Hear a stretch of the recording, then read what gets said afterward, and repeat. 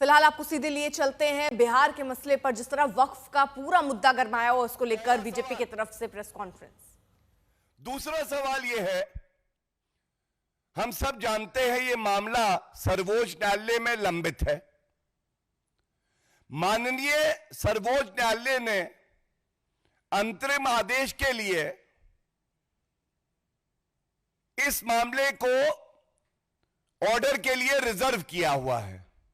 तो मैं ये पूछना चाहता हूं, दूसरा सवाल तेजस्वी यादव जी,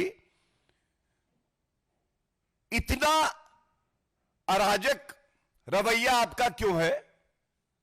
सर्वोच्च न्यायालय की अवमानना क्यों कर रहे हैं? जब सर्वोच्च न्यायालय का फैसला अभी आया नहीं, आप कैसे कह रहे हैं कि यह कानून असंवैधानिक है?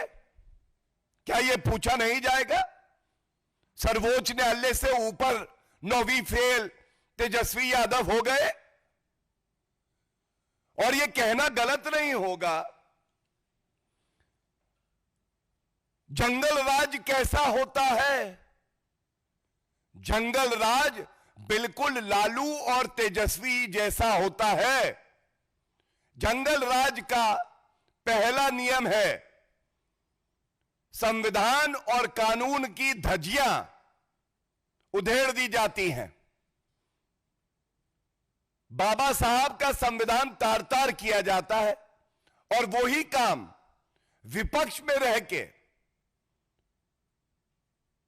तेजस्वी यादव कर रहे हैं। और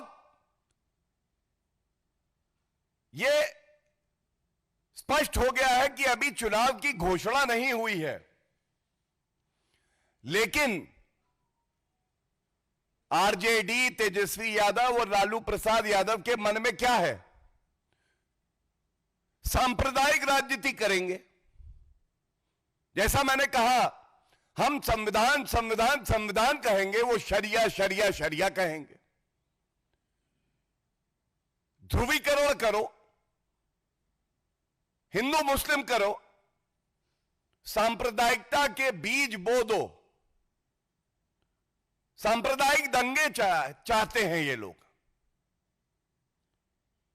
मैं सवाल पूछता हूं तीसरा,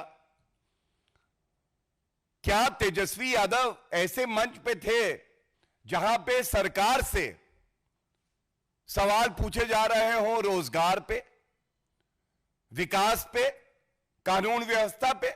नहीं, तेजस्वी यादव ऐसे मंच पे थे जहां बात हो रही थी शरिया कानून लागू करने की, जहां हमारे संविधान के तहत एक कानून पारित हुआ और उसको कूड़ेदान में डालने की बात हो रही थी। तो एक बात जान लीजिए तेजस्वी यादव, बिहार की जनता, भारत की जनता यह सुनिश्चित करेगी कि जो बाबा साहब का संविधान और हमारे संसद के पारित कानून को कूड़ेदान में डालने की बात कर रहे हैं, उनकी सांप्रदायिक राजनीति को कूड़ेदान में डाल दिया जाए, यह सुनिश्चित होगा। एक सवाल जो कल से लाखों लोग पूछ रहे हैं, भारत के लोकतंत्र में किसी की हिम्मत कैसे होती है कि वो संविधान को तार तार करके शरिया की बात मंच से करे? तो हमने भी थोड़ी रिसर्च करी,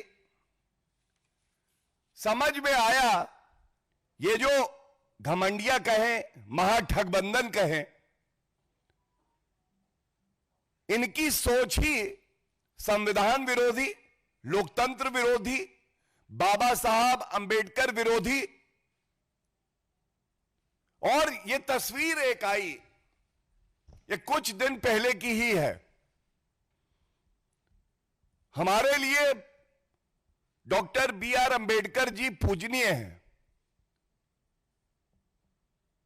जिन्होंने भारत को संविधान दिया, जिन्होंने पिछड़े शोषित वर्ग के सशक्तिकरण का मार्ग खोला, उनकी तस्वीर लालू प्रसाद यादव जी के पैरों के सामने रखी है और लालू प्रसाद यादव ने चू नहीं करी। उन्होंने ये नहीं कहा कि ऐसा मत करो। हमारे लिए अंबेडकर जी पूजनीय हैं और क्या आज तक लालू प्रसाद यादव जी ने, तेजस्वी जी ने इस दुष्कर्म के लिए, इस कृत्य के लिए माफी मांगी है? उत्तर है नहीं। यही स्पष्ट करता है कि महाठगबंधन घमंडिया की सोच संविधान विरोधी है और इनका केवल एक मकसद है, शरिया कानून को लागू करना। और देखिए, आपको याद होगा लोकसभा चुनाव के दौरान भी और उससे पहले भी एक तस्वीर और है। ये जंगल राज आरजेडी के साथी कांग्रेस पार्टी और राहुल गांधी हैं। वो बैठे हैं आराम से ठाट से कुर्सी पर। नीचे तस्वीर है बाबा साहब अंबेडकर जी की। यह केवल एक मामला नहीं था, ऐसी तमाम तस्वीरें हैं और ये तस्वीरें पूरी कहानी बयां करती हैं। कहानी एक प्रयास की जिसमें यह भारत को एक इस्लामिक मुल्क बनाने का प्रयास करना चाहते हैं। इनकी सोच इतनी जहरीली है कि ये शरिया कानून लागू करना चाहते हैं। ये नमाजवादी लोग, इनका संविधान से कोई लेना देना नहीं है। और मैं आपको एक और तथ्य बता दूं, 2024 के लोकसभा चुनाव के दौरान कांग्रेस का मैनिफेस्टो आया था।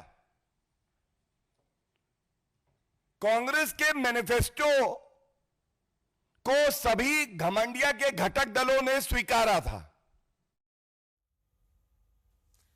तो अब बीजेपी प्रेस कॉन्फ्रेंस कर रही है, लेकिन कई बयान पहले भी आए। जीतन राम मांझी, चिराग पासवान ने क्या कहा, आपको सुनवाते हैं। ये एनडीए भाजपा की सरकार जाने वाली है। जब गरीब आवाम की सरकार बनेगी तो इस बिल को, इस कानून को बिहार राज्य जो है कूड़े के दान में फेंकने का काम करेगा। बिहार में किसी भी कीमत पे इस कानून को हम लोग लागू नहीं होने देंगे, नहीं होने देंगे। उनकी नासमझदारी है जिसके लिए वैसा कर रहे हैं। वक्फ कानून जो है किसी न धर्म का है न किसी व्यक्ति के अगेंस्ट में है। वो बोर्ड का मैनेजरियल सिस्टम है, उसको ठीक करने के लिए किया गया है, जिससे वक्फ के पैसा से यूनिवर्सिटी बनाया जा सकता है, टेक्निकल कॉलेज बनाया जा सकता है, विश्वविद्यालय और बनाया जा सकता है। लाभ के काम किया जाए जो अभी तक नहीं किया गया है। तो जिनको समझ में है वो विरोध नहीं करेंगे और जिनको समझदारी है ही नहीं है तो विरोध करेंगे ही।